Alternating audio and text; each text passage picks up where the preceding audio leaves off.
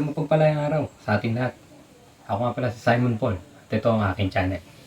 Unboxing tayo ng para sa akin modern saranggola. Yeah. DJI Neo.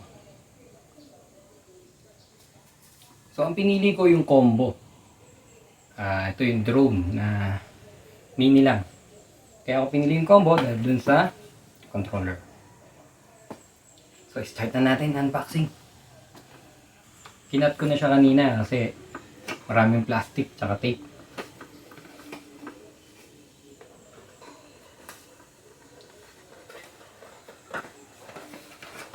Hindi makuha. Ayaw magpakuha.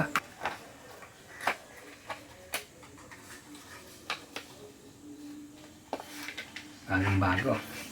Siguro mga 6 months or 3-4 months ko rin pinag-ipunan para makuha ang mabili. Oh, battery. Ito yung kasama niyang battery kapag kumuha ka ng combo ng Buy More combo. Ito yung kasama niya. Meron siyang kasamang 3 battery. Plus yung charger. Paano dito? Ayun. Kasama na yung charging port niya, yung charging hub. So, ayun, battery plus yung charging port. Ito siguro yung pang connect from dito type C parehas. Uy, may kasama pang tools. Wala na. Ito pala. Next is ano to? Oh, syempre manual na alam naman natin lahat. Pag nilapag mo na, nalilimutan nyo na nag-exist na may manual pa pala. Wala namang bumabasa nyan ever since. Ikutin natin ito. Wow! Ito yun. Ito. Controller. Tingnan natin. DJI. Wow. Ito. Ang controller niya is RCN3.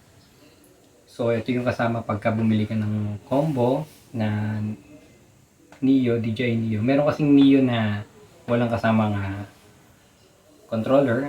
At syempre, wala rin siyang kasamang 2 extra battery. Unit lang, as in yung mismong crop lang. Or yung mismong drone lang. Kasi, pwede mo siyang gamitan ng cellphone lang para magpalipad. So, ayun, tingnan natin kung paano to. Dito nilalagay yung cellphone. Dito ilalagay yung cellphone. Tapos, dito siguro isasaksak yung yan. Yung wire niya. Yun, dito. Ko-connect mo siya sa cellphone. Ito yung pang-connect. Ito yung pang-connect sa cellphone. Pag may cellphone ka na ditong nilagay. Tapos, andito yung kanyang port para dito. Para mailagay siya dito. Tignan natin. Yan. Ako, kailangan huwag mawawala ito. Kailangan ito, mahirap maghanap niyan.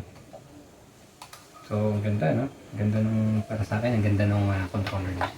Ang dahilan kung ba't ko binili yung combo dahil sa controller. Ito kasing controller niya, parang universal din to sa iba pang drone. If ever gusto ko pang bumili ng drone, kahit drone na lang yung bilhin ko, hindi ko na kailangan ng controller kasi meron na ako. Pwede ko na rin siya i-connect doon. Kaya siguro, mas maganda na bumili ng combo. Kung para sa akin, kung wala pa kayong controller, pero kung may controller na kayo, pwede nyo bilhin yung unit na lang. Kagaya nito. Ito yung drone. Pero before to, meron pa yun. Dalawang LEC. Dalawang pre-LEC. Meron siyang dalawang pre na LEC. Lagyan natin dito. Hindi ko na kailangan buksan kasi hindi ko pa naman papalitan ng LEC yung drone. And, ayun na po lahat ng laman ng ating DJI. At syempre, yung drone.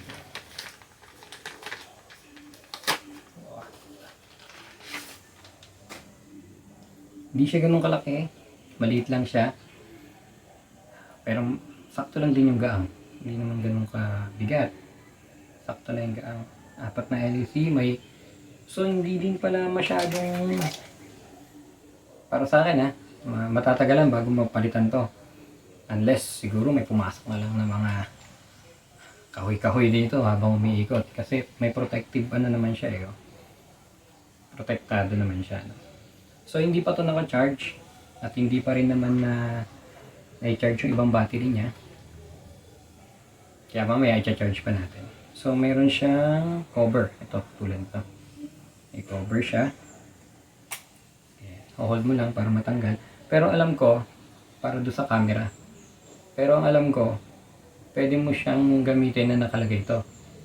Para na rin siguro sa protection ng lens. If ever morning naman, maliwanag. Pwede rin wala. Kasi sa ibang, alam ko yung ibang DJI, kailangan tanggalin lagi yung cover. Kundi, possible masira yung camera. Ito, okay lang nakakabit to. Kahit ginagamit. O kahit na pinapalipad siya. Parang ganun. Kasi, parang build naman siya para dyan. Naka-build siya para dyan. So, itong camera, itong drone, meron siyang 6 mode. Ito. Nandito yan. So, ipipress mo to para doon sa 6 mode niya.